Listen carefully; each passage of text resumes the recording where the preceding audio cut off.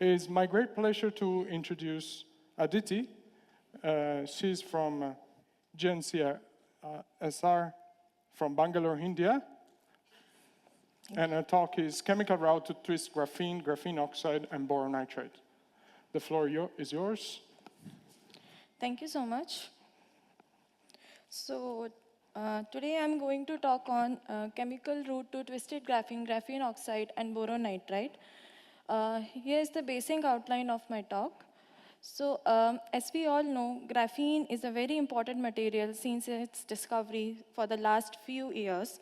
Due to its applicability in the various fields like biosensing, photocatalysis, and many more.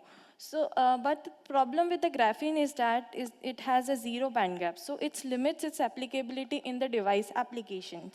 However, it has been proved that if the stacking pattern of the graphene is tuned by any of the ways, like by changing the interlayer distance or angular rotation or the strain, it leads to many unusual properties like superconductivity and magnetism.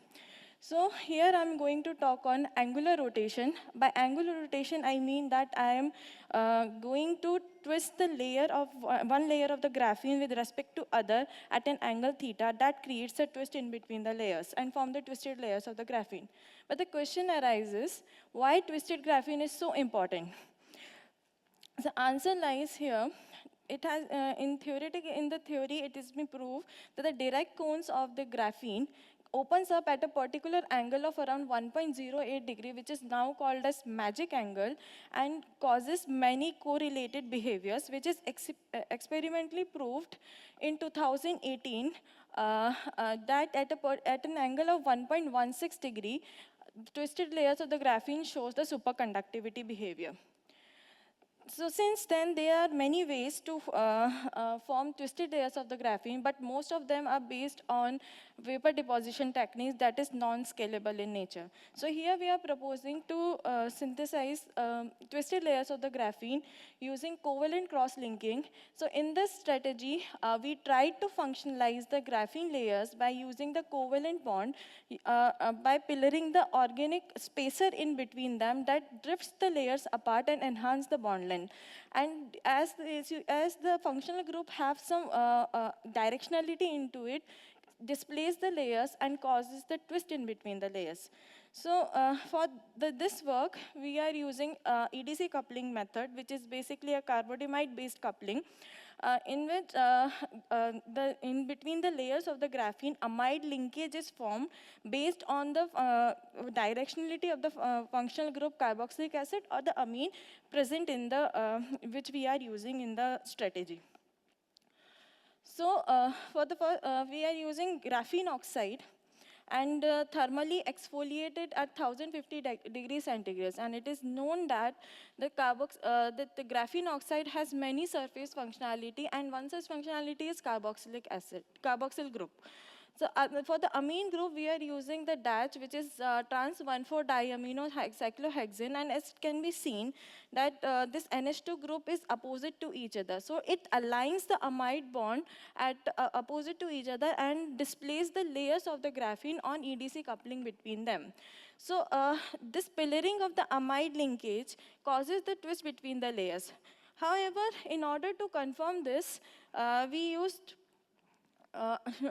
infrared spectroscopy. Here we see at around 1660 centimeter inverse, it shows the amide linkage, and also in the AFM, for the exfoliated graphene, the thickness of the graphene increases from 0.85 nanometer to 11 nanometer, which is only possible if the spacer is pillared between them. This thing is again proved by the XPS. Here, as we can see, there is presence of the nitrogen 1s in the white spectra of the twisted multilayers of the graphene, which is absent in the exfoliated graphene, and also in the core level carbon 1s and the nitrogen 1s, it confirms the formation of the amide linkage.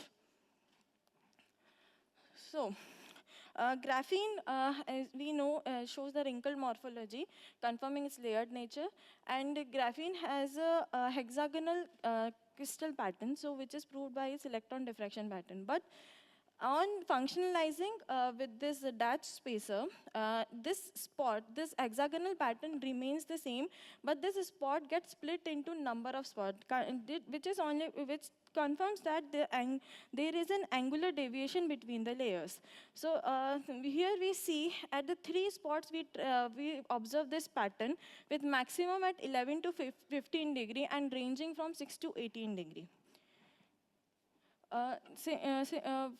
Inspired by that, we tried using the graphene oxide, which too has a carboxyl group, and used a different spacer, which too has different NH2 group at the opposite direction. On EDC coupling, it creates a twist and confirms by its SAED pattern.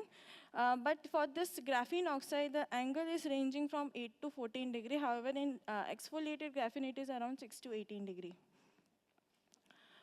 Similarly, for the boron nitride, as hexagonal boron nitride has many surface NH2 groups, which can be prepared using boric acid and urea at heating at 900 degrees centigrade.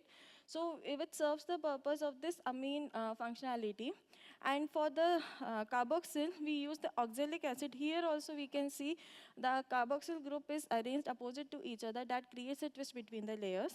So this is confirmed using this selective area electron diffraction pattern, which like twisted multilayers of the exfoliated graphene, it shows the angular deviation, and and we get the twisted multilayers of boron nitrides. So what happens after functionalization is proved by DFT calculation. As I told in the introduction slide that due to at a particular angle, they get a flat patterns. The direct cone starts to flatten. So here, at the gamma position, as you can see, for all the 3 cases, the gamma position, it is flat. We are observing the flat bands. And using this optimized structure, theoretically, we calculate the carbon-carbon bond length and boron nitride, which is matching with the experimental values. And the twist angle is observed around 17.9 degree for the first case, which is experimentally is in the range of 6 to 18 degree. However, for this graphene diamino naphthalene, it is around 9.43 degree, which is experimentally is 8 to 14 degree. And for the boron nitride, it is 13.7 degree. So in this work, we have been successful in preparing the twisted multi-layers of exfoliated graphene oxide, and boron nitride. First principle calculation corroborate our experimental observation, and this method has a potential for large-scale preparation of twisted multi-layers of the graphene.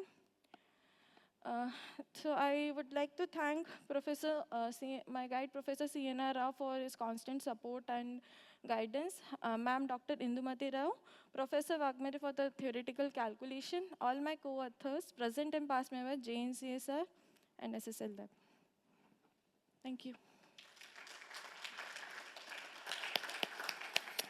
Excellent timing. Do we have any question from the audience? We have a question over there. Please use the microphone. So, very nice talk. I have 2 questions. Yes, ma'am. One is this twist angle controllable?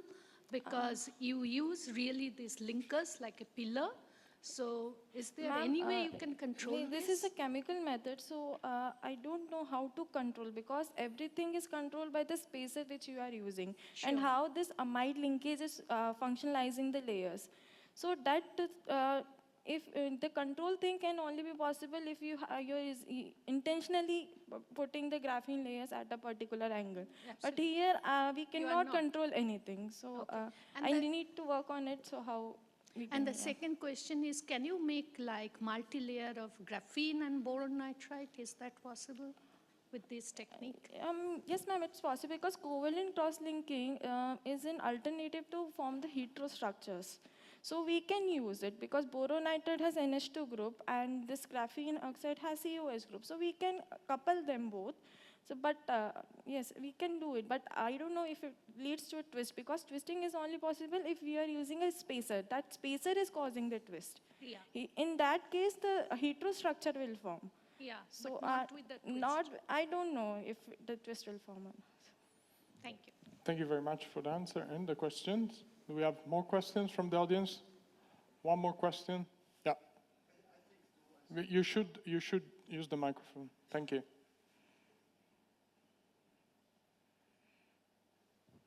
Yes, thank you very much. I think the linkers can control a little bit the angle of twist. How about the axle of the twist? Sorry, sir? You are twisting one layer with respect to the second layer. So there will be some axle of rotation. Okay. Right, do sir. you have an idea? Sir, axis of rotation too plays an important role. If you are asking for the chiral spaces, if we are using there also, we are getting the twist. So this basically everything comes around how this amide linkage is forming. So if it is forming at a point, if the linker is linear, suppose for an example, if there is a linker which is linear, so that doesn't count the fact that mean functionality, if it is linear, then doesn't create the twist. But it has some directionality to the functional group. Then only the twisting will happen. That's the whole purpose of this talk. Thank you very much. I think we need to move on. Let's give a last round of applause to Aditi. Thank you.